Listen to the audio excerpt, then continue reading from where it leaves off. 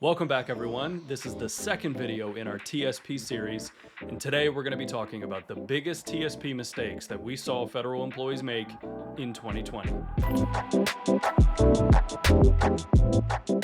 Hi, everyone. This is Thiago with thefedcorner.com, and if you're a federal employee and you'd like to learn how to better grow, manage, and protect your wealth, check out our website. I'm going to put the link below. So today we're going to talk about the biggest TSP mistakes we saw federal employees make in the year 2020, and let me tell you, 2020 was quite the year as an example. And 2020 is such a great example because it brought us the whole package.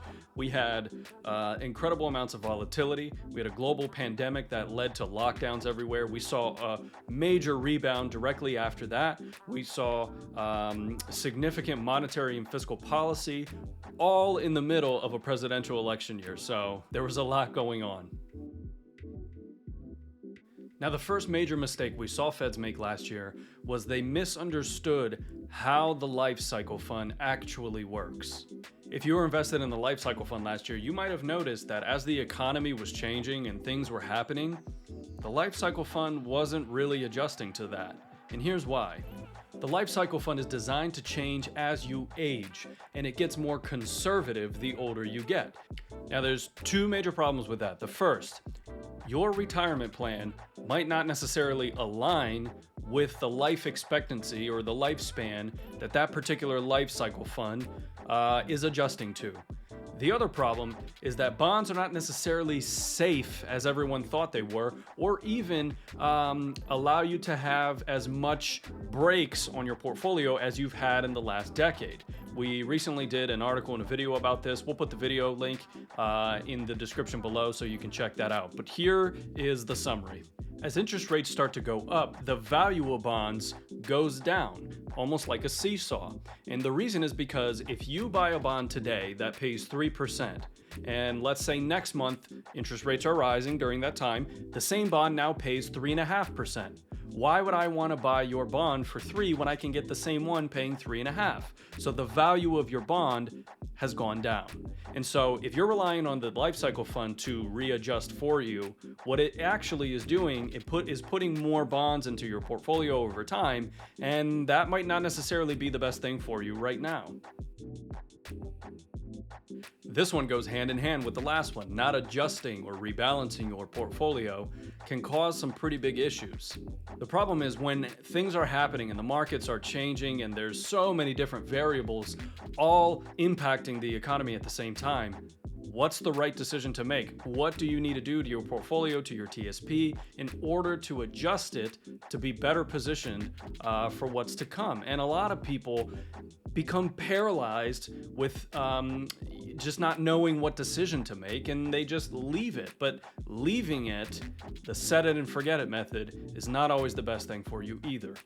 The stock market is cyclical in nature, which means there are some sectors that fall out of favor over time. There are others that come into favor, and you have to be on top of that, readjusting, making sure that you're following what is appropriate for your retirement plan, for your financial goals, all of the above.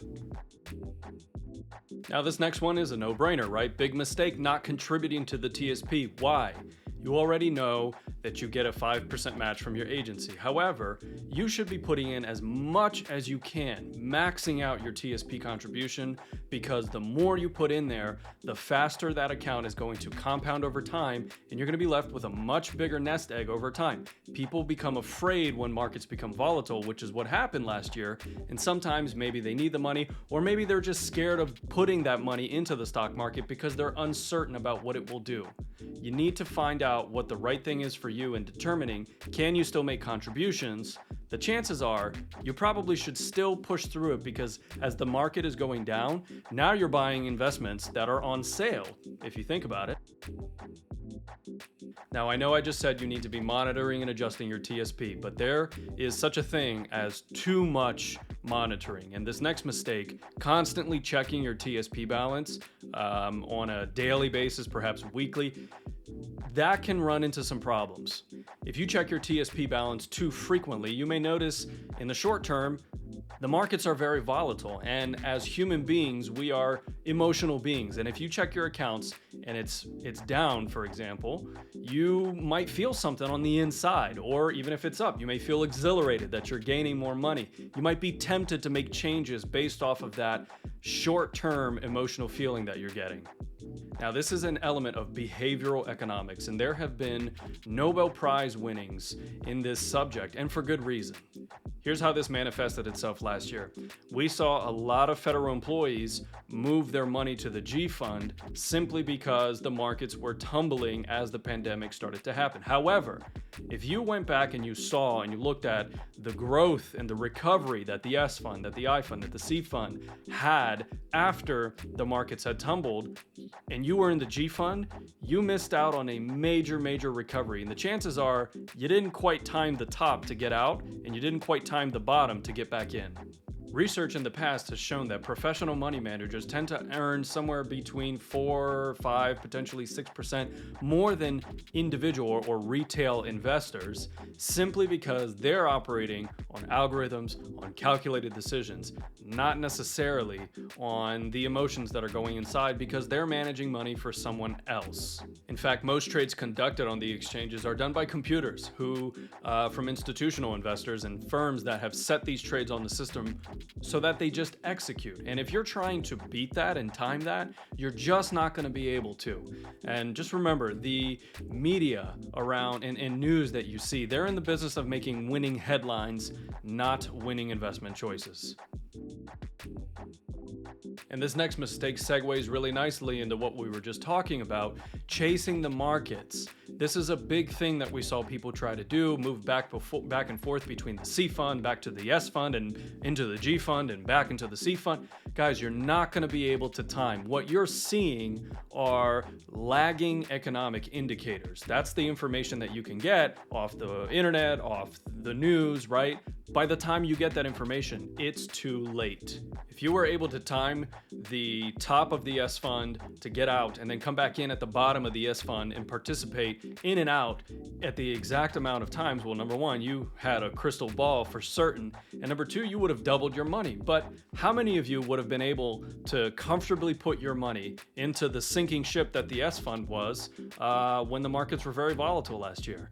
And if you did, then you likely have a steel stomach or ice in your veins, my friend. The point is, if you tried to time that, you likely missed the boat. Okay, this next one, the Roth TSP, has more to do with your taxes. This is a mistake that is going to cost you in the future, not so much right now. But here's the deal. If, as a federal employee, you think that your taxes in retirement are going to be less than what you're paying now, you might want to think again. There's a piece we wrote about that. We're also going to put that link in the description below. Check that out. The key here is to consider using the Roth TSP as another form of diversification, and in this case, in diversifying the taxability of your assets. If you can get dollars into the Roth TSP, it will grow compounded for you as it's being invested, and when you pull the money out, it's 100% tax-free, unlike the traditional TSP. This is a huge thing that people leave on the sidelines, and we're in relatively low tax environment right now, and so I'm not saying that I know what's going to happen with taxes in the future, but let's just say most economists agree that it's not going to go down anytime soon. And the next mistake that we saw federal employees make, they didn't understand how TSP withdrawals worked. And this was huge last year because last year was a year of big volatility. And here are some of the problems they ran into. If you request a withdrawal from the TSP, it's going to proportionally sell off the investments inside all of the funds that you have. And why is that a problem in years that have volatility?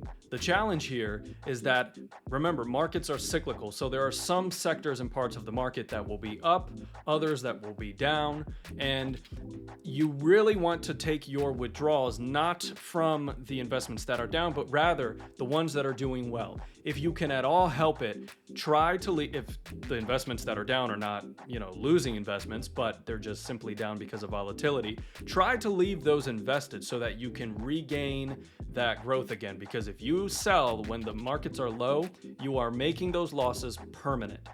Please make sure you understand withdrawals and how they work, withdrawal strategies, and how to best pull money from your portfolio, or else you could find yourself depleting your portfolio faster than you might have expected.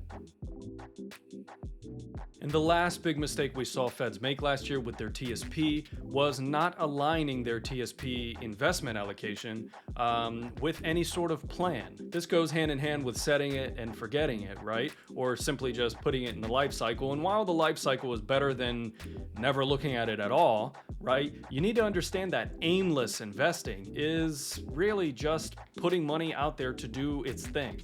If you've been following our content for a while, you know that we focus very heavily on strategy. The tactics are important, how to do it and what form to use and, which allocation, all of that stuff is important. But if you don't have a strategy to start with first, you're going to be making tactical decisions that are not led to give you the best results.